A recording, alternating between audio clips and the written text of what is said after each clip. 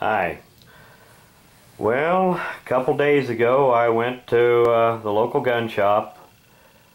I'd dumb enough to walk in there. It's just, for me to walk past the gun shop is harder than a drunk walking past a saloon. And before I got out of there, I picked up a new little toy.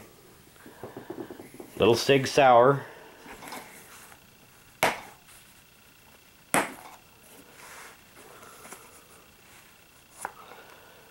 One of these Sig Sauer 1911 22s. Now I believe these are actually made by Walther in Germany.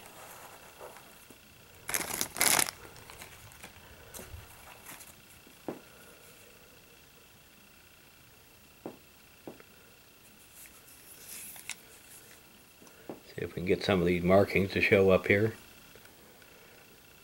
If the Iowa monsoon season ever gets over with, take this out and try it out. But it came with a batch of junk here. Got your manual, warranty card, the lock that nobody ever uses, and a whole package of odds and ends here that you take this thing down with, and extra front sights.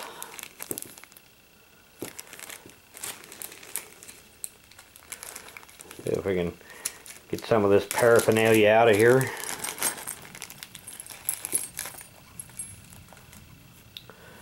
You got your takedown wrench, 2 Allen wrenches, which I'll tell you what they're used for here in a moment. A short chamber brush. Looks like a little 22 snap cap for it. And several extra front sights of varying heights.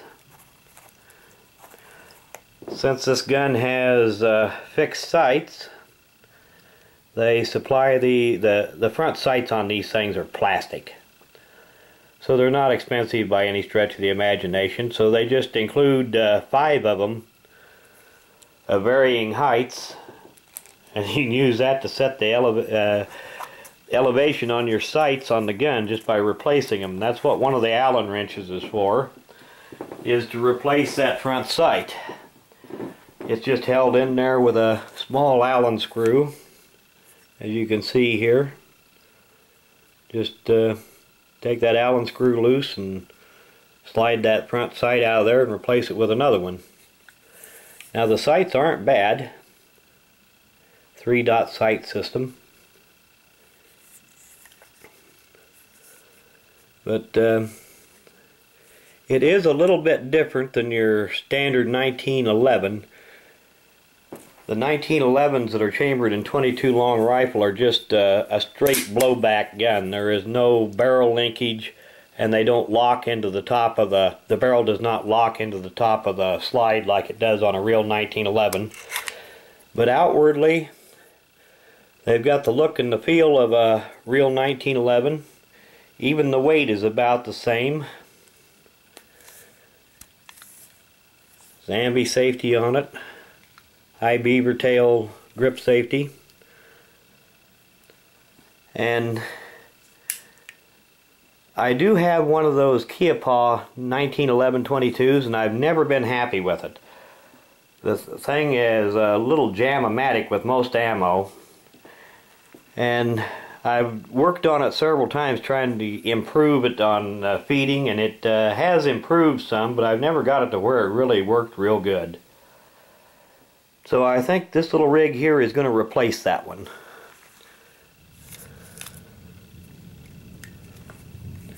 It's got a decent trigger on it.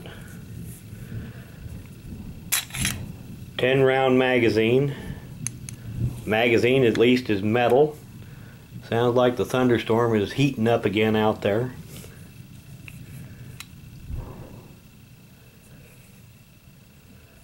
But this does take down just a little bit different than a regular 1911.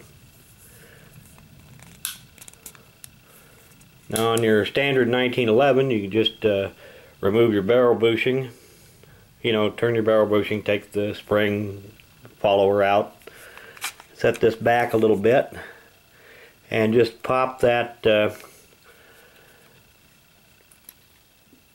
slide stop out of there, and it'd be ready to come off. But as you can see, this here is a little bit different. It also has a pin in here that goes through the base of the barrel, and that has to be removed before you can go ahead and disassemble it. And essentially, one of the things that your slide stop does on this gun is to hold that pin in there so that it can't come out. And I need something just a little bit different diameter to pull that out of there. I won't mess with it right now. But anyway, once you get that pin out of there, then you also have a set screw here that you have to loosen and take out, and that will free up your barrel, and then you can go ahead and take it down like a regular 1911 after that. Then you can just push your recoil spring guide in, rotate the, once you've got it clear off of there, rotate your barrel bushing, then you can take it apart just like a 1911. So that is the difference. I'm not going to do it right now. I'm just trying to do a quick video here to show the thing off a little bit. And let's see if we can put it back together. There. Nope, it's not quite in there yet.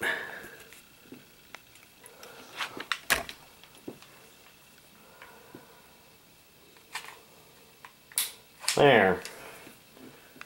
Kind of hard to do that reaching around the camera. But anyway, it's back on there now, and like I said, that is the main difference in the takedown between this gun and a regular 1911.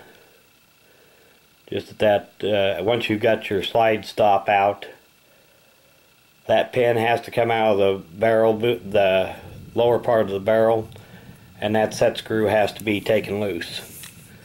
Then after that, it acts as far as takedown like a regular 1911. Except, like I said, once you've got it apart, there is no barrel bushing. Well, there is a barrel bushing. There's not a barrel linkage down here in the gun below the barrel, and there's no locking lugs in the top of the barrel. One thing that I forgot to mention that I ought to tack in here is that this gun comes with a threaded barrel, and that's what that takedown wrench is for. There, you don't really. That's not a barrel bushing wrench. That's to take the thread protector off of this threaded barrel. That's not the easiest thing to do, reaching around the camera here. There.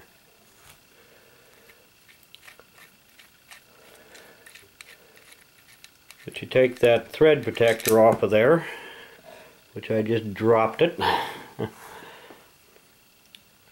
And you have a threaded barrel suitable for setting up with a suppressor. Now that's something I won't have to worry about, at least for a while. Suppressors are a real pain to try to own in Iowa. But should people in more civilized states get this gun, it might be an option for them to try to put a suppressor on one of these.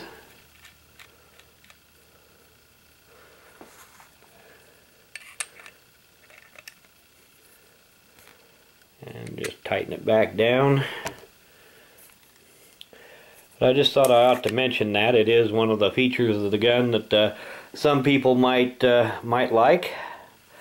Like I said, I wish that in this state that owning a suppressor was easier, but it's not. Iowa is usually, for the most part, is a very gun-friendly state, and except when it comes to anything involved with the NFA, the National Firearms Act of 1934, then it becomes a real pain in the butt. But anyway, I just wanted to make sure that got in there. But a 22 would not probably work well with a regular 1911 design. It just don't have that much power. So it is just a straight recoil blowback gun.